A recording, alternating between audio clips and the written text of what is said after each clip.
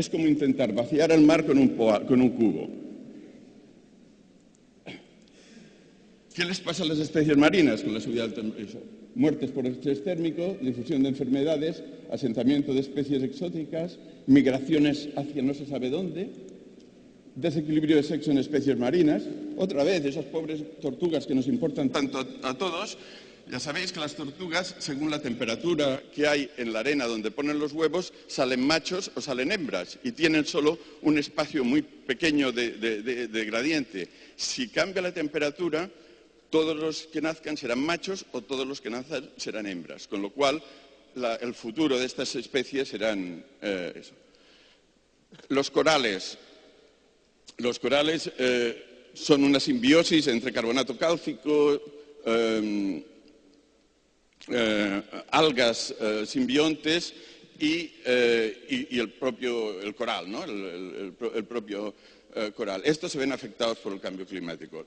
El boom de especies ajenas como las medusas, que también nos afectan a todos los que vivimos en lugares turísticos o los que ni siquiera vivimos en lugares turísticos pero que vamos a bañarnos o que tienen algún negocio al respecto, tienen relación con la subida del nivel del mar. Pasaré rápidas algunas que también son muy importantes, pero no hay tiempo y no quiero consumir, bueno, que todavía me quedan 10 minutos.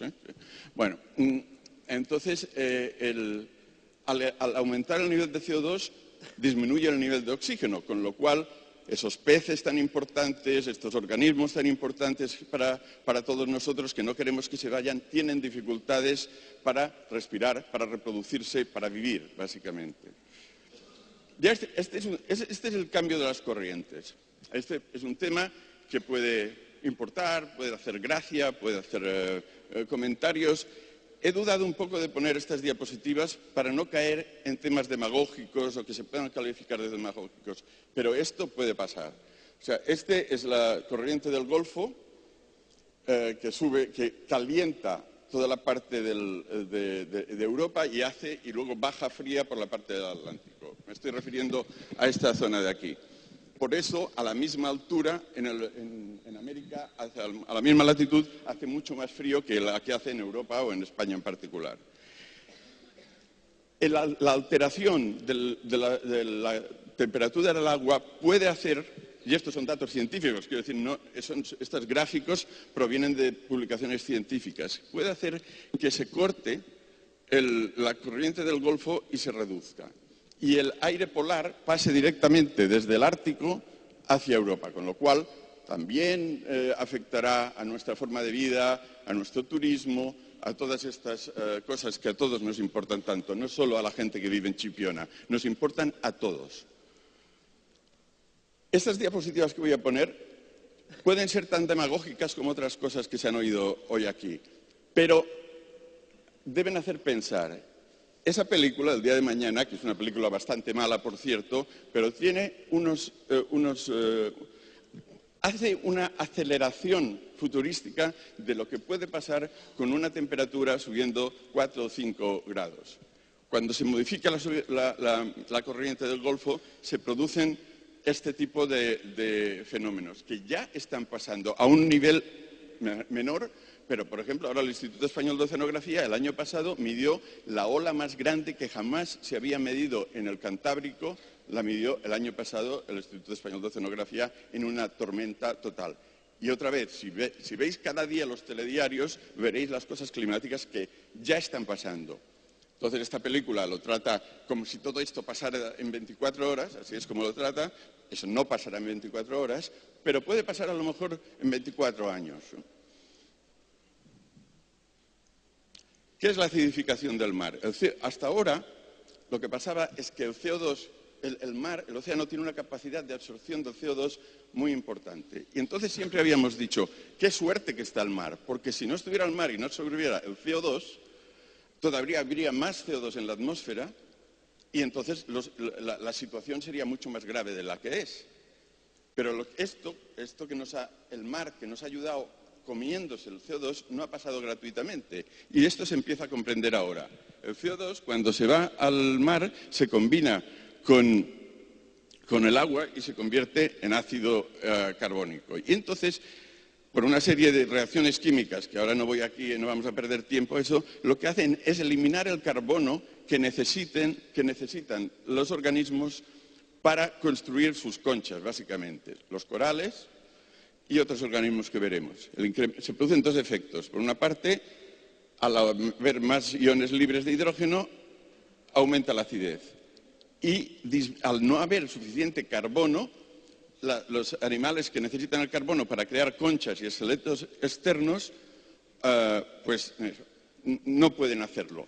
Y naturalmente, si en Gabón o en Senegal o en Turquía o en Estados Unidos hay mares ácidos, en Chipiona también los hay. Está cambiando la acidez de los océanos en todo el mundo. No es que los mares de Chipiona sean diferentes de los otros lugares. Lo que le pasa a la otra parte del mundo le pasa también a Chipiona.